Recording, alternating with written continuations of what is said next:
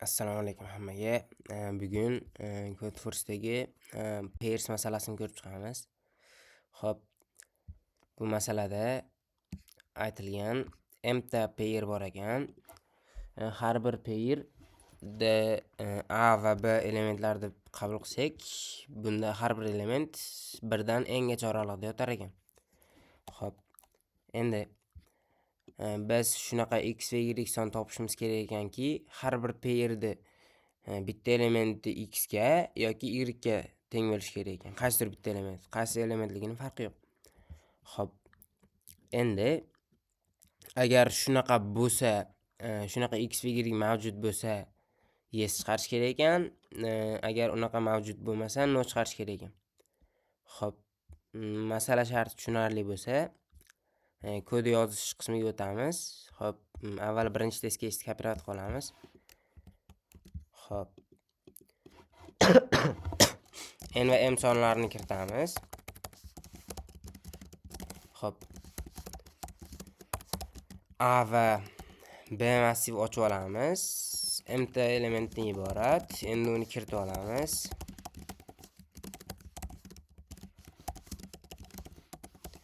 Xo'p, kiritib oldik. Endi nima qilsak bo'ladi? Boshida x ni a ni 0-si deb faraz qilamiz va ishlashni davom ettiramiz. Hop. Endi int x teng a ni 0-si, keyin b ni 0-siga ham tenglashtirib ko'ramiz. Agar javob mavjud bo'lmasa, bu okay teng false. Hop. For int y teng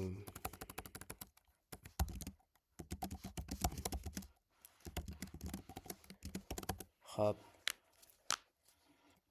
Endi so'raymiz, agar kenata y ga olamiz. Qaysidir y ni sanash uchun y da indeksini ham olamiz. Qaysi indeksdaligini topib olish uchun. Hop. Endi y da o'zini ham olamiz. Infinity ga tenglashtiramiz. Hop. Endi agar a ni inchisi teng x bo'ladigan bo'lsa yoki a ni inchisi teng y bo'ladigan bo'lsa yoki b ni inchisi teng x bo'ladigan bo'lsa yoki b ni inchisi teng y bo'ladigan bo'lsa, continue qilsin. Hop. Else agar kenata y imiz hop 0 ga teng bo'lsin. 0 ga teng bo'lsa va bu ish bajarilmasa, biz nima qilamiz? Hop. A ni inchisi y teng a ni inchisini qilamiz. Hop, kenata y plus. Hop. Endi else if kenata y 1 bo'lsa nima qilamiz? Hop. Y teng bu yoqda y da indeksi teng i qilamiz. Hop. Endi y da teng b ni y indeksiga tenglashtiramizda, kenata y da bitta oshirib qo'yamiz. Hop. Endi i ni y indeksiga tenglashtiramiz. Sababi shu joydan boshlab qaytib kelish kerak. Hop. Hozir chizib ko'rsatib beraman. Hop, tasavvur qilamiz. Bunaqa sonlar bor. Hop, bu 0-indeks. Bu 1-indeks. 2-indeks, 3-indeks. Hop. Bu sonimizni x deb olaylik. Boshida tasavvur qilaylik, bu x. Shu sonimiz x ga teng.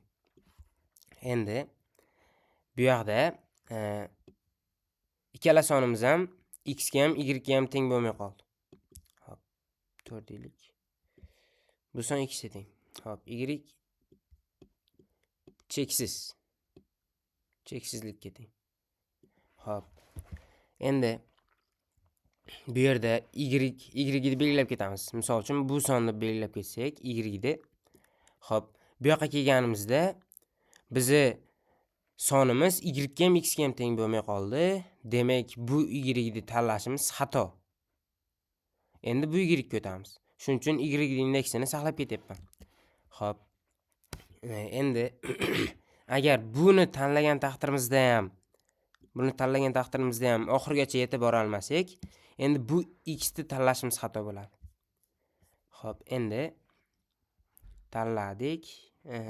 Bu yerda xo'p, else qismi yozamiz. Else yokiga teng true. Sababi y imizni 2 martadan ko'p tanlab olmaymiz. 1 martadan ko'p tanlay olmaymiz. Xo'p, endi agar OK bo'lmasa, cout yes, sababi javob bor. Keyin shu yerda return qilamiz. Xo'p, else nima qilamiz? Else buni kopirovat qilamiz. Xuddi shu ishni qilamiz boshqatdan. Lekin a ni 0-chi emas, endi b ni 0-chi deb ketamiz. Xo'p.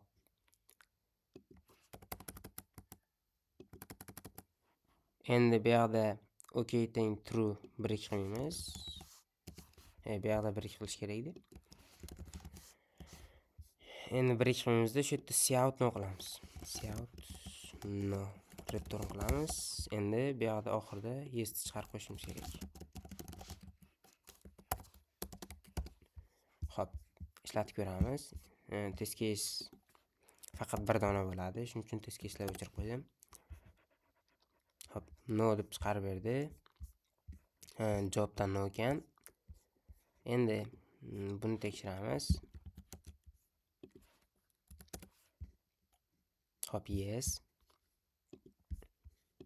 Oxirgisi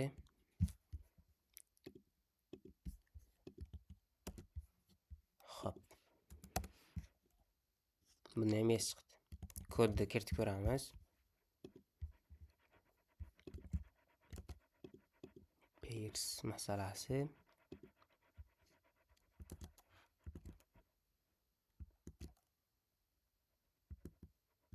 Xo'p. E'tiborlaringiz uchun rahmat. Accepted oldi. Keyingi videolarda ko'rishguncha sog' bo'linglar. Videoga like bosish va kanalga obuna bo'lish eslaringizdan chiqmasin.